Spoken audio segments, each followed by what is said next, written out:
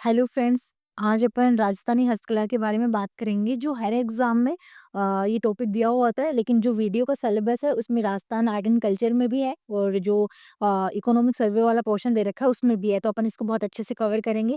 तो इसमें राजस्थानी हस्तकला, तो हस्तकला का मतलब ये है कि जो कार्य मशीनों के द्वारा ना करके हाथ से किया गया है, तो हस्तकला उसका नाम देगी जो कार्य हाथ से किया गया है। इसमें फर्स्ट है उस्ता कला। तो जिसमें ये उस्ता है, ये एक जाति विशेष है जो इसने ये कार्य किया, इसी के नाम पे इसका नाम उस्ता कला रखा गया। तो इसमें ऊँट की खाल पर सोने की मीनाकारी या मुनवत्ती का कार्य उस्ता कला कहलाता है। जो ऊँट की खाल है, जो आप इसमें आपको दिख रहा है, ऊँट की चमड़ी पे जो कलाकारी की जाती है वो सोने की मीनाकारी या मुनवत्ती के नाम से भी इसको जाना जाता है। इसका उद्भव हुआ था ईरान में। ये मतलब बीकानेर की नहीं है, लेकिन इसका उद्भव हुआ था ईरान में, और जो केंद्र है इसका राजस्थान में, वो है बीकानेर। ये याद रखना पूछा जा सकता है। उस्ता कला के प्रकार है, मुनवत्ती नक्काशी है, रंगारेज है, मोरी है, हिलकारी और खुतरवाकारी। खुतरवाकारी, हिलकारी, मोरी, रंगारेज और मुनवत्ती नक्काशी। और इसमें 2 चीज़ देखी जाती हैं कि कौन से शासन काल में ये शुरुआत हुई थी और किसमें इसका स्वर्ण काल था। तो इसमें विकास हुआ था इसका बीकानेर के महाराजा राम सिंह के काल में इसकी शुरुआत हुई थी। और इसमें प्रमुख कलाकार कौन-कौन से हैं? सब हिसामुद्दीन उस्ता और मोहम्मद हनीफ। सब हिसामुद्दीन हुस्ता और मोहम्मद हनीफ। जो हिसामुद्दीन हुस्ता थे वो 1986 में पद्मश्री भी मिला था इनको। और एक अन्य इसमें ये ध्यान रखना है, जो उस्ता कलाकार है वो मूल के चित्रकार है। ये एक तरीके से चित्रकारी है। इसमें सोने के पानी से ये चित्रकारी या जो भी ऊँट वगैरह है उन पे ये चित्रकारी की जाती है। राजसिकों द्वारा बीकानेर में camel height centre training centre 1975 में स्थापित किया है। राजसिको अपन ने पहले की क्लास में पढ़ा था। 1961 में इसकी स्थापना जयपुर में इसका हेडक्वार्टर है। तो वापस से देखते हैं उस्ता कला। ये ऊँट की खाल पे सोने की मीनाकारी मुनबत्ती का कार्य उस्ता कला कहलाता है। उद्भव इसका ईरान में हुआ था। केंद्र बीकानेर है। इसके प्रकार है मुनबत्ती, नक्काशी, रंगारेज, मोरी, हिलकारी और उत्तरवाकारी। और इसका विकास महाराजा राम सिंह के काल में हुआ। प्रमुख कलाकार सब इसामुद्दीन उस्ता और मोहम्मद हनीफ है। और राजसिको द्वारा बीकानेर में केमल हाई ट्रेनिंग सेंटर 1975 में स्थापित किया गया। नेक्स्ट है अपना ब्लू पोट्री। ब्लू पोट्री चीनी मिट्टी के बर्तनों पर की गई चित्रकारी है, जिसमें नीले रंग का प्रयोग किया जाता है। जो मिट्टी के बर्तन बनाए जाते हैं उन पे एक नीले रंग की चित्रकारी की जाती है, उसको ब्लू पोट्री के नाम से जाना जाता है। और ये जयपुर में है। चीनी व ईरान से मुगल काल में भारत आई थी, चीन व ईरान से। तो ये इसका भी उद्भव भारत में नहीं हुआ, ये चीन व ईरान से मुगल काल के समय भारत आई थी, मुगल काल में। पुराना नाम इसका कामचीनी भी है, ये याद रखना इसका। जो ब्लू पॉटरी है उसका नाम कामचीनी भी है। इसका अभी मुख्य केंद्र कौन-सा है? जयपुर है। और इसका विकास महाराजा सवाई राम सिंह के काल में हुआ था। महाराजा सवाई राम सिंह के काल में दिल्ली के भोला नामक कलाकार से जयपुर के चूड़ामन व कालू ने सीख कर राजस्थान में इसकी शुरुआत की थी। तो जो सवाई राम सिंह थे, जयपुर के महाराजा, उनके काल में भोला नामक कलाकार से जयपुर के 2 लोग भेजे गए थे, चित्रकार थे चूड़ामन और कालू। वो राजस्थान में शुरुआत करी थी इन लोगों ने। प्रमुख कलाकार सब कृपाल सिंह शेखावत। 1974 में ब्लू पोट्री की जादूगर के नाम से जाना जाता है और उनको पद्मश्री भी मिला 1974 में। अन्य कलाकार महिला है एक नाथीबाई, ये ध्यान में रखना सब नाथीबाई, त्रिलोकचंद, दुर्गालाल, गोपाल सैनी, हनुमान साय। निर्माण बर्तनों पर देवी-देवताओं, फूल पत्तियों की चित्रकारी पर 800 डिग्री पे इसको पकाया जाता है। जब मिट्टी से कोई वस्तु तैयार की जाती है, फिर उसके बाद नीले रंग का प्रयोग। अभी तो और भी इसमें कलर का प्रयोग किया जाने लगा, लेकिन पहले इसको नीले रंग का ही प्रयोग किया जाता था। फिर इसको 80 डिग्री 800 डिग्री पर पकाया जाता है। नाट्य व पिंक सिटी संस्था द्वारा इस कला को बढ़ावा गया। नाट्य व पिंक सिटी संस्था के द्वारा इस कला को बढ़ावा दिया गया। तो वापस से देखते हैं, ब्लू पोट्री चीनी मिट्टी के बर्तनों पर की गई है। नीले रंग का प्रयोग है। जयपुर में इसका मुख्य केंद्र है, लेकिन इसका उद्भव चीन व ईरान में हुआ। मुगल काल में भारत आई और पुराना नाम इसका कामचीनी है। और विकास इसका महाराजा सवाई राम सिंह के काल में हुआ। जो दिल्ली के भोला नामक कलाकार थे, वहां से जयपुर के 2 लोग गए थे, चूड़ामन और कालू ने सीख कर राजस्थान में इसको शुरुआत की। और प्रमुख कलाकार इसके कृपाल सिंह शेखावती है, जिन्हें पद्मश्री 1974 में मिला। और नाथीबाई महिला चित्रकार है, महिला कलाकार है। और पुरुष में त्रिलोकचंद, दुर्गालाल, गोपाल सैनी और हनुमान साई है।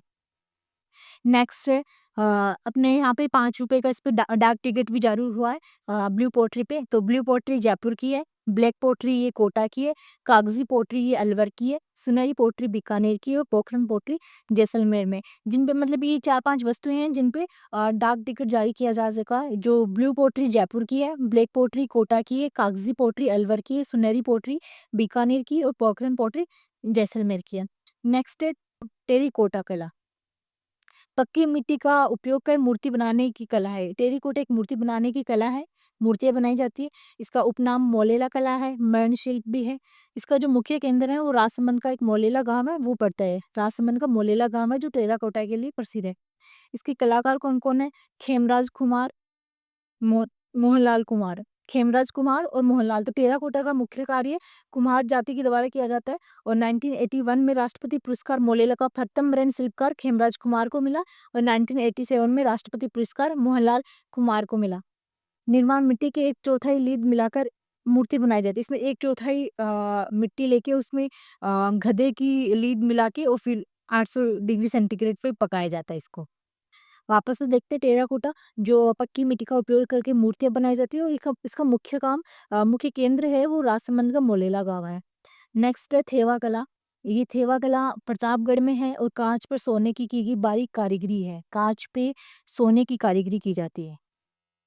और इसका जो केंद्र है वो प्रतापगढ़ है और इसका जो विकास हुआ वो राजा सावन सिंह के समय हुआ 500 ईसा पूर्व और इसका जो नाम है थेवा जो थेरना और वाड़ा से मिलके बना है सोने को पीटने की क्रिया को थेवा बोला जाता है और इसमें ऐसे भी कहा जाता है कि यहाँ पे जो ये थेवा कला है वो लड़कियों को नहीं सिखाई जाती ये इसको केंद्रित करके रखा गया है इस कला को प्रतापगढ़ में और लड़कों को ये कला सिखाई जाती है क्योंकि लड़कियां ससुराल जाके अपनी वो चीजें बता सकती है इस वजह से ये सिर्फ लड़कों को सिखाई जाती है कलाकार इसके महेशराज सोनी है और जगदीश राज सोनी है, बेनीराज गिरिराज रामचंद्र। थेवा कला के प्रवर्तक कौन है ये याद रखना नाथुराम सोनी। थेवा कला में बेल्जियम कांच का प्रयोग कौन सा कांच है बेल्जियम कांच का और 15 नवंबर 2002 को डाक टिकट इस पे भी जारी हो चुका है थेवा कला पे भी। तो थेवा कला एक कांच पे जो बेल्जियम का कांच है उस पे सोने की कारीगरी है राजा सावन सिंह के समय शुरू हुई थी और महेश राज सोनी बेनीराज गिरीश राज जगदीश राज सोनी ये इनके सोनी परिवार मुख्य के वहाँ पे ये कार्य करता है और प्रवर्तक थे इसके नाथुराम सोनी और डाक टिकट जारी किया जा चुका है। फिर है मीनाकारी सोने चांदी के आभूषणों में रंग भरना तो मीनाकारी क्या है एक कलर सोने चांदी की जो आभूषण है उनमें कलर भरा जाता है सोने चांदी के आभूषणों में रंग भरने की कला है जो इसका मुख्य केंद्र है वो जयपुर में है और नाथद्वारा बीकानेर में भी है तो मीनाकारी का जो मुख्य केंद्र है वो तो जयपुर में है और इसके अलावा नाथद्वारा और बीकानेर में भी ये कार्य किया जाएगा इसका उद्भव फाइनिसिया या फारस यहाँ से हुआ और लाहौर फिर ये कला लाहौर आई लाहौर से जयपुर आई फिर है विकास महाराजा मानसिंह प्रथम के समय मीनाकारी तो ऐसे मीनाकारी से अपन याद रख सकते हैं मानसिंह प्रथम के समय लाहौर से लाई गई थी कलाकार कुदरत सिंह थे और काशीनाथ और इंद्र सिंह कुदरत सिंह काशीनाथ इंद्र सिंह जयपुर में सोना चांदी व तांबे पर मीनाकारी लाल रंग से की जाती है कागज जैसे पतले पत्थर पर मीनाकारी बीकानेर में की जाती है रेत वाली कोटा विभिन्न रंगों से मीनाकारी हेतु प्रसिद्ध है तो इसमें जो मीनाकारी के लिए 2-3 स्थल प्रसिद्ध है एक बार देखते हैं मीनाकारी का मुख्य केंद्र है वो जयपुर में है और सोने चांदी के आभूषणों में रंग भरने की कला है और ये लाहौर से महाराजा मानसिंह प्रथम के समय लाहौर से जयपुर लाएगी और कुदरत सिंह काशीनाथ और इंद्र सिंह इसके प्रमुख कलाकार हैं और जयपुर में तो लाल रंग भरा जाता है जो कागज जैसे पतले पत्थर है वो मीनाकारी बीकानेर में होती है और रेत वाली कोटा में विभिन्न रंगों से मीनाकारी हेतु प्रसिद्ध है नेक्स्ट है पेपर मेसी पेपर मेसी है जो गले हुए कागज व मुल्तानी मिट्टी के पेस्ट को इच्छित सांचों में डालकर मूर्तियां खिलौने और बर्तन बनाने की कला को पेपर मेसी के नाम से जाना जाता है तो पेपर मेसी क्या है गले जो कागज होते हैं रफ कागज उनको गला के रखा जाता है उसमें मुल्तानी मिट्टी डाल के फिर जो सांचे बने हुए तो उनमें डाल के इसको बनाया जाता है नेक्स्ट है इसमें दूसरा इसका नाम कुट्टी और कुट्टी बोला जाता है मिट्टी कला या कुट्टी का काम इसका मुख्य केंद्र जयपुर है पेपर मेसी का कार्य भी और यही है इसमें निर्माण क्या है कागज मुल्तानी मिट्टी आदि को गलाकर पीस कर वह फेविकोल मिलाकर लुगदी ली जाती है और कोई आकृति बनाने के लिए तैयार की गई लुगदी को सांचे या मॉडल में दबाकर लगा दिया जाता है इसके कलाकार कौन कौन है देविकी नंदन शर्मा है भवनी शंकर शर्मा है वीरेंद्र शर्मा है मंजू शर्मा है मुख्य तथ्य क्या है इसमें सांगानेर हस्तनिर्मित कागज बनाने की कला का प्रमुख केंद्र है जो सांगानेर है वो हस्तनिर्मित कागज़ बनाने का प्रमुख केंद्र है और एक सांगानेर में एक संस्था है, सांगानेर में कुमारप्पा राष्ट्रीय हाथ कागज़ संस्थान स्थित है, जो वीडियो में पिछली बार पूछा भी गया था। सांगानेर में कुमारप्पा राष्ट्रीय हाथ कागज़ संस्था स्थापित है। तो वापस से बात करते हैं पेपर में से वही कागज़ को गला के बनाया जाता है और इसका मुख्य केंद्र जयपुर है और एक संस्था है कुमारप्पा राष्ट्रीय हाथ कागज़ संस्था, वो सांगानेर में स्थित है। नेक्स्ट जरी का कार्य, धागा बनाना, उससे बुनाई कढ़ाई करना और कसीदाकारी करना जरी का काम कहलाता है। कोई धागा बनाना या कसीदाकारी का, मुख्यतः इसमें कसीदाकारी है, ये बुनाई कढ़ाई करना या कसीदाकारी करना वो जरी का काम है। जरी या गोटा का काम साड़ियों, चुनरियों, लहंगों आदि वस्त्रों पे किया जाता है। इसका मुख्य केंद्र जयपुर और अजमेर में है और इसका जो विकास हुआ था वो महाराजा सवाई जयसिंह ने सूरत से आए जरी के कारीगरों को यहाँ से बसाया था। तो जो जरी का कार्य है वो मुख्य केंद्र जयपुर और अजमेर है, ये ध्यान रखना अपने को। और किसके शासनकाल में? सवाई जयसिंह के शासनकाल में। सवाई जयसिंह के सवाई जयसिंह के शासनकाल में। और जयपुर और अजमेर जयपुर और अजमेर में ये कार्य प्रचलित है। नेक्स्ट है कास्ट कला। लकड़ी का घरेलू सामान व पूजन सामग्री रखने, मांगलिक अवसरों पर काम में आने वाली वस्तुओं व खिलौने बनाने की कला को कास्ट कला के नाम से जाना। इसका जो मुख्य केंद्र है वो बस्सी चित्तौड़ में है और बस्सी की कास्ट कला के जन्म जाता है प्रभातजी सुतार। प्रभातजी सुतार इसके जन्म जाता है और मुख्य केंद्र बस्सी चित्तौड़ में है और कास्ट कला जहाँ पे पूजन सामग्री अपन रखते हुए है। विभिन्न प्रकार की कास्ट कलाएं हैं। कावड़, कावड़ तो अपन जो सावन में शिव जी के भक्त हैं वो लेके आते हैं, वैसे अपन देखते हैं कावड़ तो। कावड़ सालर की लकड़ी की बनी एक मंदिर नुमा कास्ट कलाकृति होती है जिसमें कई चित्रित द्वार होते हैं। कावड़ पूरी लाल रंग की होती है और उसके ऊपर विभिन्न पौराणिक कथाओं को चित्रित किया गया है। प्रमुख कलाकार है मांगीलाल मिस्त्री। कावड़ कला के जादूगर मांगीलाल मिस्त्री है। सालर की लकड़ी की बनी होती है और कावड़ पूरी लाल रंग की होती है। नेक्स्ट है बेवान। बेवान भी एक प्रकार की कास्ट मंदिर है। मिनिएचर वुडन टेम्पल भी कहा जाता है इसको, मिनिएचर वुडन टेम्पल बेवान को। कावड़ और बेवान बनाने में बस्सी के खिरादी कलाकार, तो ये याद रखना इसमें इम्पोर्टेंट है कौन से कलाकार, खिरादी कलाकार एक जाति पाई जाती है वहाँ पे और उसके द्वारा ये कार्य किया जाता है बेवान और कावड़ का। लकड़ी की मूर्तियाँ, ये डूंगरपुर जिले का जेठाना गाँव है। लकड़ी की कलात्मक मूर्तियाँ बनाने के लिए राज्य भर में प्रसिद्ध है। तो डूंगरपुर जिले का जेठाना गाँव है जो लकड़ी की कलात्मक मूर्तियाँ बनाई जाती है वहाँ पे।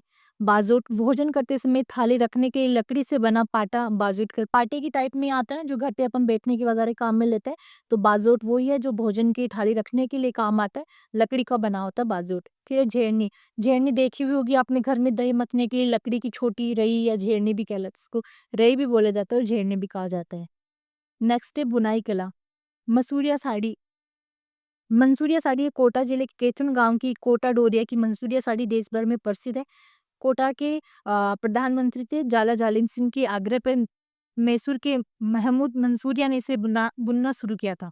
तो जो मंसूरिया साड़ी है वो कोटा के केथुन गांव की प्रसिद्ध है और जालिम सिंह के समय ये शुरू किया गया था मैसूर के महमूद मंसूरिया के द्वारा, उन्हीं के नाम पर इसको मंसूरिया साड़ी दिया गया। फिर दरिया है, दरिया 3 जगह की प्रसिद्ध है। सालावास जोधपुर में, टांकला नागौर में, लवान दौसा में है। सालावास ये जोधपुर में, टांकला नागौर में, लवान दौसा में है। फिर गलीचा, गलीचा की जो प्रमुख केंद्र है वो जयपुर और बीकानेर है। सर्वप्रथम राजस्थान में जयपुर के शासक मानसिंह प्रथम ने गलीचा बनाने की पहल की थी। तो मानसिंह प्रथम के द्वारा और बीकानेर में उत्तम श्रेणी की ऊन व फारसी डिजाइन के गलीचे बनाए जाते हैं। तो गलीचा कहाँ पे? जयपुर और बीकानेर में। और सर्वप्रथम जयपुर में मानसिंह प्रथम के द्वारा शुरू किए गए थे।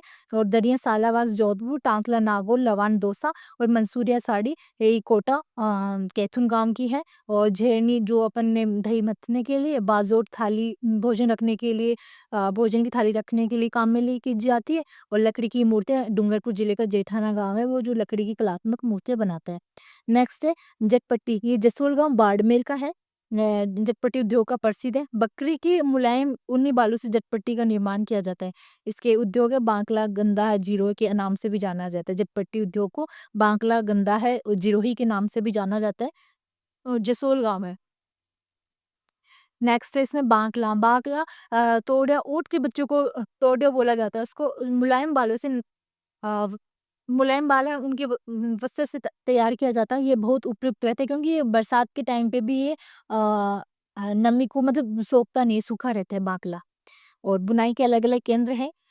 वस्त्र हस्तशिल्प के लिए खेसले ये लेटा नागौर में, लोई ये नापा से बीकानेर में, जेनम मंसूरिया ये मांगरोल बारा में, हीरावल सोल ये जैसलमेर की है, पट्टू बरडी ये जैसलमेर की है और पाव रजाई जयपुर की है।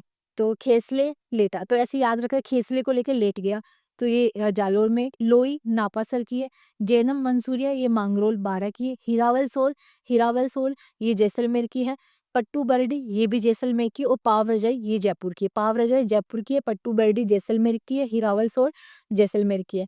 नेक्स्ट ये जो छपाई कला है वो अपन नेक्स्ट क्लास में कवर करेंगे।